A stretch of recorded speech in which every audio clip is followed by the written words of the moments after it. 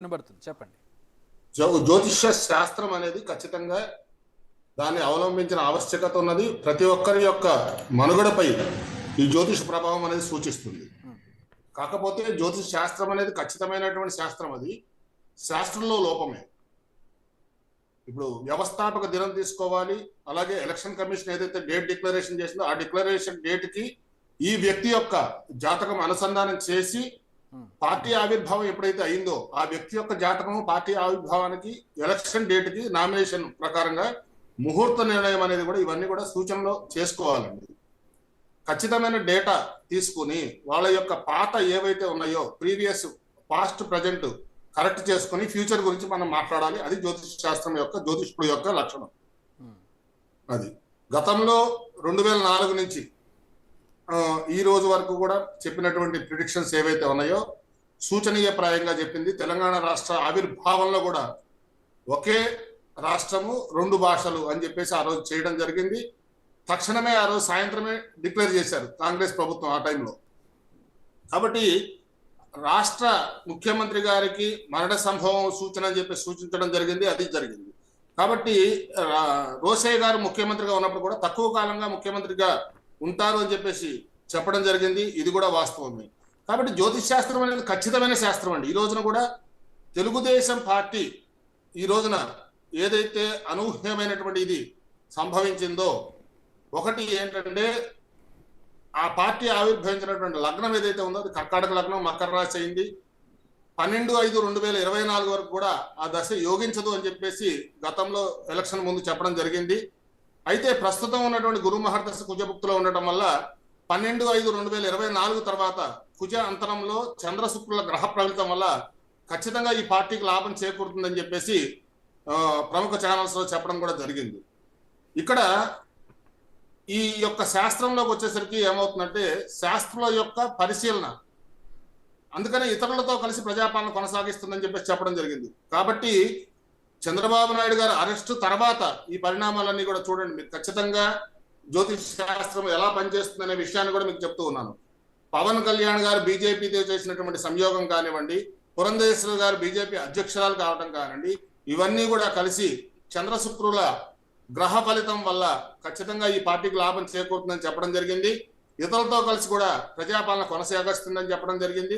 18/4/2025 నుంచి కూడా ఈ రాహు అంతరం వల్ల కొన్ని అంతర్గత విభేదాలు ఈ కూటమి పార్టీల మధ్య అనేవి ఏర్పడతాయి. కాబట్టి ఇప్పుడు మీరు అడుగుతున్నటువంటి విషయానికి ఏదైతే వచ్చిందో 2029 వచ్చే ఎన్నికల లోపు కూడా దేశ రాష్ట్ర రాజకీయాల్లో కూడా పెను మార్పులు సంభవించేటట్టుగా మనకి మార్పులు గోచరిస్తూ ఉన్నాయి. అంటే ఎలాంటివి సార్?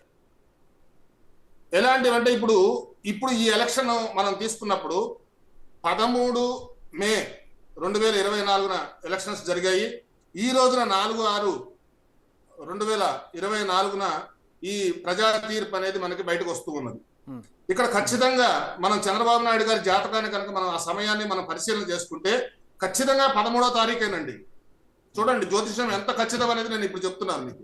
శాస్త్రం ఎంత ఖచ్చితం అనేది. వారికి చంద్రబాబు నాయుడు గారికి బుధ మహర్దశలో కేతు అంతర్దశ జరుగుతూ ఉన్నది. 13/5/2024 ఎన్నికల రోజే ఆ చంద్రగ్రహ ప్రభావం వల్ల విజయ అవకాశాలని ఉన్నాయని సూచించడం జరిగింది. 4/6/2024 కూడా ఈ బుధగ్రహ ఫలితం ఏదైతే ఉందో ఆ యొక్క గొప్ప విజయాన్ని సాధిస్తారని చెప్పడం జరిగింది. ఖచ్చితంగా సాధించారు. కాబట్టి ఈ త్రిముఖ పార్టీల కలయికచే పార్టీకి బలం చేకూరే అవకాశం ఉందని సూచించడం జరిగింది. వైసీపీ ఇంత ఘోర వైఫల్యానికి సంబంధించి వాళ్ళ రాసులు ఏ విధంగా ఉన్నాయి అంటే వాళ్ళు కూడా ఎక్స్పెక్ట్ చేయలేదు ఈ స్థాయి ఓటమి. ఎవరిది? వైఎస్ఆర్సీపీ.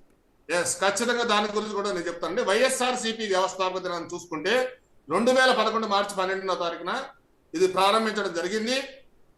ఇప్పుడు ప్రస్తుతం ఉన్నటువంటి మనం పరిస్థితిని కనుక అవగాహన చేసుకుంటే ఈ రాహు మహర్దశలో చంద్రకుజ దశలో పార్టీ నేత జైల్లో ఉండటం చూడండి. మీరు గతంలో విషయం చెప్తున్నా. తర్వాత ప్రతిపక్షం ఇందాక చెప్పాను మీకు, పాస్ట్ ప్రజెంట్ కనుక మనకు టాలీ అయితే ఫ్యూచర్ గురించి మనం మాట్లాడదాం. ఆ తర్వాత ప్రతిపక్షంలో ఉండడం జరిగింది. 2019 చంద్రభుక్తిలో చంద్రుడు లగ్నాధిపతి స్వనక్షత్రంలో ఉండడం వల్ల కేతువు యొక్క ఉపనక్షత్రాధిపతి వల్ల అనూహ్య రీతిలో ఆయన ముఖ్యమంత్రి పదవికి చేరువవడం జరిగింది అప్పట్లో. ప్రస్తుతం ఇప్పుడు ఉన్నటువంటి పరిస్థితిలో గురుదశ శని భుక్తి, గురువు ఉపనక్షత్రాధిపతి అవడం వల్ల కేవలం ప్రతిపక్ష నాయకుడిగా రావడం జరుగుతుంది అని చెప్పి సూచించడం జరిగింది.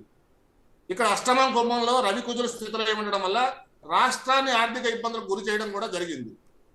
కాబట్టి శని ఇంట్లో రవి కుజులు కలిసి ఉండడం చేత ప్రజా వ్యతిరేక కక్షపూరిత అన్యాయ నిర్ణయాలు తీసుకోవడం జరిగిందండి.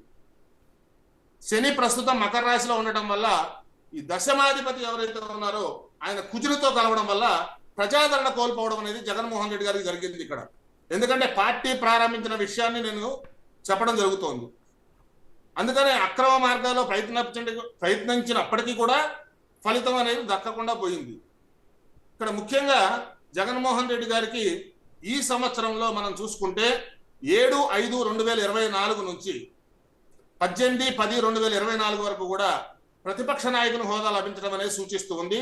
శని కుమ్మంలో గోచరించడం వల్ల ప్రతిపక్ష హోదా కూడా లేదు సార్, ఇప్పుడు ఉండే పరిస్థితి కనపడలేదు. ప్రతిపక్ష హోదాలో ఉండడం సూచిస్తోందన్న. కాబట్టి అటువంటిది కూడా కోల్పోయాడంటే పార్టీ ఆవిర్భావ దినాన్ని దృష్టిలో పెట్టుకుని ఏదైతే ఉందో ప్రమాణ స్వీకార ముహూర్తంలో కూడా కొన్ని దోషాలు ఉన్నాయి. అందుకనే మేము ఏమవుతుందంటే ఎనలైజేషన్ ఏదైతే జర్నలిజంలో మీ యొక్క మీడియా పాత్ర ఎలా అయితే దాని ప్రాతిపదికని బేస్ తీసుకుని మూవ్ అవుతూ ఉంటుందో అలాంటి యొక్క నిర్ణయాల్లో గతం ఏదైతే ఉందో ఆ time correction is more important in astrology. Astrology అనేది ఒక ఖచ్చితమైన శాస్త్రం అండి. ఇది వేదంలోని అంగం, వేదాంగమైనటువంటి జ్యోతిష శాస్త్రం.